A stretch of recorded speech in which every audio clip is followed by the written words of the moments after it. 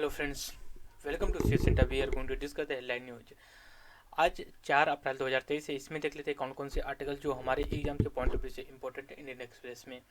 इसमें 3 से 4 आर्टिकल्स जो कि काफ़ी इंपॉर्टेंट है। सबसे पहले अगर मैं बात करूँ अभी जो न्यूज में रहा हुआ है, जिसे राहुल गांधी के डिफेक्शन की जो बारे में, जो डिस्क्वालिफिकेशन के बारे में बात की जा रहा है, इसका मतलब क्या होता है हम ये बता दिया। जैसे मान लिया कि अब दो पर्सन ए और बी बैठा हुआ है। डिफर्मेशन के बारे में जो राहुल गांधी का हुआ, उसमें जैसे हमने पहले भी डिस्कस किया था कि 3 बेसिस पे उनको जो कि डिस्क्वालीफाई किया गया था। बेसिस क्या, 3 लॉ के अकॉर्डिंग जो किसी भी लेजिस्लेचर को MP MLA MLC जो भी होते हैं, लोकसभा राज्यसभा असेंबली के, उनको 3 बेसिस पे जो कि डिस्क्वालीफाई किया जाता है। पहला कॉन्स्टिट्यूशन के अंदर जो आता है, दूसरा anti defection law under schedule 10th जो 52 कॉन्स्टिट्यूशन अमेंडमेंट एक्ट 1985 के अंतर्गत जो कि उसको लाया गया। राजीव गांधी की गवर्नमेंट थी। इसके बाद जो तीसरा बच जाता है उसमें रिप्रेजेंटेटिव पीपल एक्ट 1951 के अंतर्गत डिस्क्वालीफाई किया जा सकता है। तो अभी जो राहुल गांधी डिफेक्शन का मतलब जो है, उसका डिफर्मेशन का मतलब ये होता है कि जैसे मान लीजिए दो व्यक्ति ए एंड बी बैठ करके बात कर रहे हैं वाई के बारे में, और ऐसे वर्ड्स यूज कर रहे हैं जो मतलब उनके डिग्निटी के लिए मतलब कि सही नहीं होती है। तो ऐसे केसेस में जो कि मतलब कि चीज़ों को कंक्लूड किया जाता है। तो उनको जो डिफर्मेशन की जो बात की गई थी, उसको लेकर के अब स्टे सूरत हाई कोर्ट ने लगा दिया। ऐसा देखिए, ऐसा ऐसा नहीं कि राहुल गांधी के साथ पहली बार ऐसा, राहुल गांधी पहले हैं, ऐसे पहले भी हुए हैं, लेकिन राहुल गांधी का इतना हाईलाइटेड क्यों हुआ? क्योंकि जो सबसे बड़ी leader party, political opposition leader party है, वो कांग्रेस है। अगर सेंट्रल गवर्नमेंट में अगर कोई चैलेंज दे सकती है बीजेपी को, तो वो जो है कि केवल जो है कि इंडियन नेशनल कांग्रेस ही दे सकती है। और उसके बहुत बड़े लीडर हैं ये राहुल गांधी। हमेशा जो कि वो direct prime minister of India पे क्वेश्चन करते हैं और उनको जो कि टारगेट करके बातें करते हैं। तो इस वजह से हो जाता है। और पूरी हाकार, पूरी इंडिया में नहीं, पूरे वर्ल्ड में मतलब इस बात की चर्चा हुई। पूरे वर्ल्ड के जो न्यूज़पेपर थे उन्होंने भी इस न्यूज़ को कवर किया था। इसको हो गया। उसके बाद दूसरा एक एक्ट है जो अनुष्का शर्मा, विराट कोहली की वाइफ, और एक एक्ट्रेस हैं विराट कोहली, एक क्रिकेटर हैं। अभी क्या है कि उनकी जो मतलब उनको टैक्स को लेकर के, कॉपीराइट को लेकर के बातें हुई। सपोज करिए कि अगर एक व्यक्ति है, कोई म्यूजिक बनाता है, लिरिक्स कोई और देता है, एडिटिंग कोई और करता है, तो म्यूजिक पे किसका कॉपीराइट्स होना चाहिए? ठीक है, हमने पेटेंट पे डिस्कस किया था जो प्रीवियस लेक्चर पे। अभी जो है कि ये कॉपीराइट कॉपीराइट के मतलब कोई आर्ट हो, जैसे कोई राइटिंग हो, उस पर कॉपीराइट ले लो आप। फिर इसके बाद जैसे कोई आप म्यूजिक बना रहे हो, उस पर कॉपीराइट, तो उसको लेकर के कोई परफॉर्मेंस, अगर मान लीजिए कोई व्यक्ति है, उसका ये मान लीजिए कि जो क्रिएट कर रहा है, जो लिरिक्स दे रहा है, जो ऑडिट कर रहा है, वो सारी चीज़ें 3 4 व्यक्ति मिल करके करते हैं, सपोज करिए। तो फिर उसका कौन जो कि टैक्स पे करेगा और किसको उसकी प्रॉफिट मिलनी चाहिए? टैक्स तीनों लोग पे करें, उसकी प्रॉफिट जो भी तीनों लोग शेयर करें। लेकिन बात ये आती है कि जैसे मान लीजिए कोई व्यक्ति है या फिर कोई क्रिएट किया, ठीक है, वो उसका कॉपीराइट्स बना, वो टैक्स भी दे रहा, सेल्स टैक्स जो है, जो भी लग रहा है उस पर, इनकम टैक्स, एक्साइज ड्यूटी। लेकिन उसके सपोज से कोई थर्ड पर्सन भी प्रॉफिट कमा रहा हो। फॉर एग्जाम्पल के लिए अगर बात कर लिया जाए लेमन टर्म में, जैसे मान लीजिए कोई जैसे न्यूज़पेपर है, न्यूज़पेपर क्या उस पर टैक्स देती है, न्यूज़पेपर एजेंसी जो होती हैं गवर्नमेंट को देती हैं, एडवर्टाइज जो भी है। लेकिन उस पे जो है कि अगर कोई कोचिंग इंस्टीट्यूट उसकी न्यूज को अगर किसी स्टूडेंट्स को के साथ शेयर करता है, तो फिर क्या उसकी भी तो लाइबिलिटी बनती है ना, कि वो किसको टैक्स दे, वो भी टैक्स देगा, किसको देगा? तो मतलब क्या है कि डबल टैक्स भी हो सकता है। तो इसको अनुष्का शर्मा की जो आर्ट परफॉर्मेंस को लेकर के है, उसको जो कि हमने डिस्कस किया। फिर इसके बाद एक वो है एथलीट्स जो होते हैं। देखिए, एथलीट जो मतलब कि स्पोर्ट्स में खेलते हैं, या फिर जो बोल सकते हो कि जो पार्टिसिपेट करते हैं, ओलंपिक होता है और अदर जो कि गेम्स होते हैं। अभी क्या हुआ है कि जो इंटरनेशनल ओलंपिक कमेटी है, ये रसिया की जो कुछ एथलीट्स हैं उनको जो कि बैन कर रही है। क्यों कर रही है? रसिया में क्या है, मोस्टली रसिया में और भी कंट्री हैं, इंडिया भी है, लेकिन हालांकि इंडिया के लोग उतने नहीं हैं जितने कि अदर कंट्री के आ जाते हैं। रसिया की मैं बात करूँ जिस पे बैन लग रहा है, उसमें जो एथलीट्स है कुछ वो आर्मी फोर्स से रिलेटेड है। वो आर्मी के मतलब सर्विस करते हैं, लेकिन वो स्पोर्ट्स भी खेलते हैं और ओलंपिक में बहुत अच्छा परफॉर्मेंस करते हैं।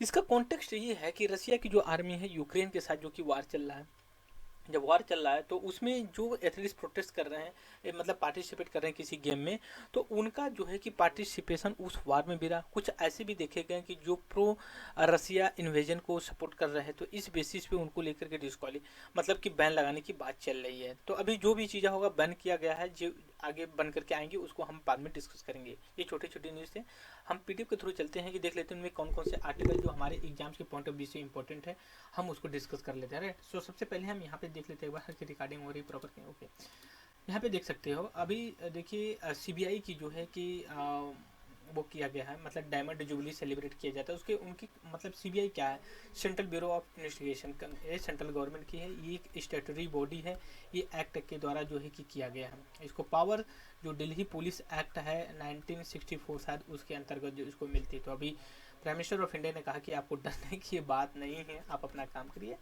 देखिए इसको एक बार सुप्रीम कोर्ट ने कहा था ना कि पिंजरे की तोता पैपेट ऑफ द पैरेट, तो इसका बड़ी क्रिटिसिज्म होता कि जो रूलिंग पार्टी होती हैं वो कहीं ना कहीं इसका यूज करते हैं जो political tool for the suppression of political leaders को लेकर के, इधर क्लियर।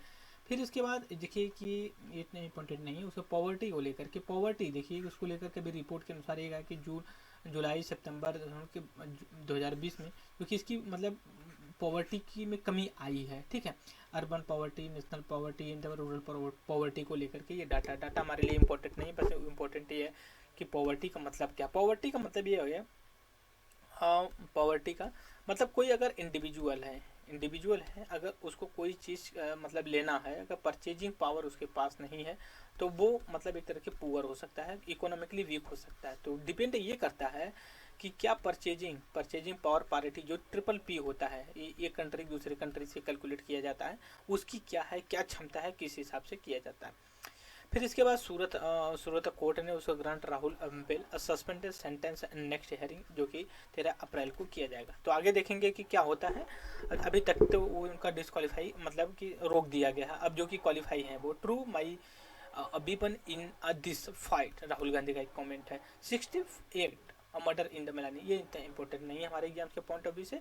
ठीक है, फिर इसके बाद हम चलते हैं क्योंकि बहुत शॉर्ट्स में न्यूज है और उतनी इंपॉर्टेंट नहीं है हमारे पास फिल्टर के करने के लिए। देखिए ढोकला ये एक ट्रांजेक्शन मतलब प्लेस पड़ता है, जैसे हम अगर नॉर्थ इंडिया का मैप बनाए, ये मान लीजिए सिक्किम, फिर उसके बाद ये इस तरह से कुछ आ जाता है जो कि आप हमारा क्या बोलते हैं, ये नॉर्थ ईस्टर्न इंडिया का पार्ट पड़ जाता है। ठीक है, ये आपका सिक्किम पड़ जाता है यहाँ पे, और यहीं पे आपका भूटान पड़ जाता है, सिक्किम इंडिया का पार्ट, और ये चाइना तिब्बत पड़ जाता है। तो यहाँ पे मैं थोड़ा सा कलर इसका चेंज कर लेता हूँ फ्रेंड्स, एक सेकेंड।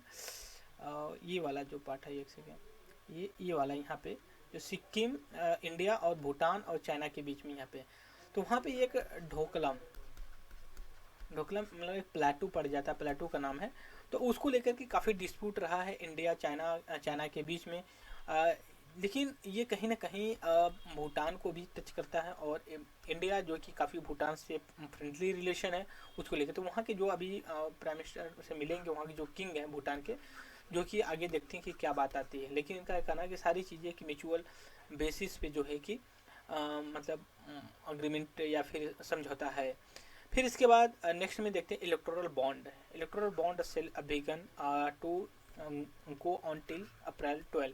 देखिए इलेक्टोरल बॉन्ड क्या होता है, ऐसे मान लीजिए कि आप हो, मान लीजिए कि ये व्यक्ति है वो इलेक्टोरल बॉन्ड लेना चाहता है, गया एसबीआई के ब्रांच में गया, और वहाँ से थोड़ा सा कलर इसका चेंज कर लेते हैं, थोड़ा हाईलाइट दिखेगा। यहाँ से गया और एसबीआई से कहा कि आप हमें एक इलेक्टोरल बॉन्ड दे दीजिए, तो फिर ये इसको मिल जाएगा। और यहाँ पे मान लीजिए कि 1000 के डिनोमिनेशन में होता है, 1000 होता है, 2000 होता है, 10,000 होता है। ठीक है, फिर उसके बाद जो है कि 1 लाख का होता है, 10 लाख करोड़ का, ऐसे होता है आप अगर देना चाहते हैं इलेक्टोरल बॉन्ड के। लेकिन जब आप देते हो ना तो आपका नाम उसमें मेंशन नहीं होता है, ना तो नाम दिया जाता है, ना तो आप किस पॉलिटिकल पार्टी को डोनेट करेंगे उसमें कुछ है। फिर ये एज आएगा, मान लीजिए इंडियन नेशनल कांग्रेस को देना है, फिर बीजेपी को देना है, वो उनको दे देगा। फिर ये बॉन्ड लेकर के एसबीआई में आएंगे और क्या कहेंगे, ये बॉन्ड हमारे पास आया है 1000 का है, आप 1000 रुपया हमें दे दीजिए, फिर चलिए। तो इसमें क्या होता है ना कि जिसने दिया, ठीक है, मतलब जिसने दिया मतलब जो इंडिविजुअल था पॉलिटिकल पार्टी, किसी का पता ही नहीं चला। वैसा नहीं कि ये से पूछा कि आप किस पॉलिटिकल पार्टी को, ये भी नहीं पता चला, ये बस लिया बॉन्ड। फिर जैसे मान लीजिए आप गए मार्केट पे कहीं 1 किलो आटा ले रहे हो, तो जो शॉप वाला है वो थोड़ी पूछेगा आपसे कि आपका क्या नाम क्या है, बस 1 किलो आटा दिया, वो लेकर के चले गया। अगर फिर वो 1 किलो आटा जो है कि हो सकता है किसी और को दे दे, लेकिन अगर कोई इन्वेस्टिगेशन एजेंसी अगर इससे आए, शॉप से पूछे कि आप 1 किलो आटा किसको दिए, तो उसको पता भी नहीं रहेगा। ठीक है, तो ये चीज़ थी। एंड फिर इसके बाद अगर मैं बात करूँ आगे चल करके कि देखिए कौन से आर्टिकल से हमारे एग्जाम के पॉइंट ऑफ व्यू क्या हाईलाइट करने में, यहाँ पे देखिए डिफेमेशन लॉ, इसका यही मतलब जैसे कि ए है, ए प्लस बी बैठ करके वाई एक्स के बारे में बात कर रहे हैं, ठीक है, लेकिन कुछ ऐसे वर्ड्स या फिर ऐसे टॉपिक को लेकर के डिस्कस जैसे इनकी पर्सनल डिग्निटी को हर्ट होती है, ठीक है। अब यहाँ पे ये वर्ड यूज करते हैं, काफ़ी अच्छा मतलब ये फ्रेज लगा हमें, right to freedom, right to dignity, ठीक है, दोनों मतलब एक दूसरे परपेंडिकुलर मतलब पैरेलल है, मतलब सेम मान सकते हैं। जैसे मान लीजिए कि आप कोई स्पीच बोल रहे फ्रीडम से और किसी की डिग्निटी को हर्ट हो रहा है, तो वो क्या होगा, तो वो आपका आएगा सर कि जो कि आर्टिकल जो है कि आपका 19 में ही आया चाहिए, तो इसको लेकर के ये काफ़ी वर्ड यूज करते हैं। डिफेमेशन होता है आईपीसी पैनल कोड 16 के अंतर्गत किया गया था। लेकिन ये मेंशन करते हैं काफ़ी अच्छा एक चीज़ कि 2017 में एक स्पीच बिल जिसको कहते हैं प्रोटेक्शन ऑफ स्पीच रिपोर्टेशन बिल या फिर शॉर्ट फॉर्म में स्पीच बिल 2017 लाया गया था। इसमें काफ़ी मतलब परफेक्ट तो नहीं थी, ये परफेक्ट तो नहीं था, बट इतना ज़रूर था कि ये मोस्टली जो कि कर्व करती इस तरह की इररिलेवेंट और इररिस्पेक्टेबल स्पीच को। बट 2019 में जो है कि लोकसभा के इलेक्शन की वजह से बिल लैप्स हो गया, पास नहीं हो पाया। आज प्राइवेट बिल लाया गया था। प्राइवेट बिल का मतलब वो होता है ना, प्राइवेट बिल का प्राइवेट बिल का मतलब ये होता है कि अगर कोई व्यक्ति है, वो एमपी है या फिर एमएलए है, ठीक है, स्टेट असेंबली के बीच में वो कोई बिल लाता है, मतलब पेपर लाता है, बट वो मिनिस्टर नहीं है, ठीक है, मिनिस्टर अदर देन मिनिस्टर का, जो किसी भी रूलिंग अपोजिशन का होगा जो भी है, अगर वो बिल लाता है उसको प्राइवेट बिल के नाम से जानते हैं। लेकिन जो पब्लिक बिल होती है, पब्लिक जो बिल होती है उसमें क्या होता है कि जो मिनिस्टर्स होते हैं, ठीक है, वो अगर लाते हैं तो उसको पब्लिक बिल के नाम से जाना, प्राइवेट के बिल। लेकिन प्रोबेबिलिटी ये होती है पब्लिक बिल पास नहीं, प्राइवेट बिल पास नहीं हो पाती। पब्लिक बिल की प्रोबेबिलिटी वो होता है कि जल्द पास हो जाएगी, और इसमें गवर्नमेंट की जो है कि पॉलिसी रिफ्लेक्ट करती है। Is that clear? तो ये चीज़ें इसमें हमने देखा कि प्राइवेट बिल क्या है और लैप्स हो जाती है। लैप्स जो बिल्स होते हैं ना, उनकी देखिए 4-5 से 6 कैटेगरी होती है। जैसे मान लीजिए कि लोकसभा में आई और लोकसभा ने डिजॉल्व होगी तो इसी में ख़त्म हो जाएगा। लोकसभा पास कर दी, राज्यसभा में गई है, ठीक है, राज्यसभा ने कुछ मेंशन नहीं किया तब भी लैप्स हो गए। ऐसे हैं, कभी अगर मौका आएगा तो उसको प्रॉपर अप्रोप्रिएट तरीके से हम उसको डिस्कस करने वाले हैं। फिर उसके बाद देखिए कॉपीराइट्स को लेकर के है, और सेल्स टैक्स क्या होता है हम उसको बताते हैं।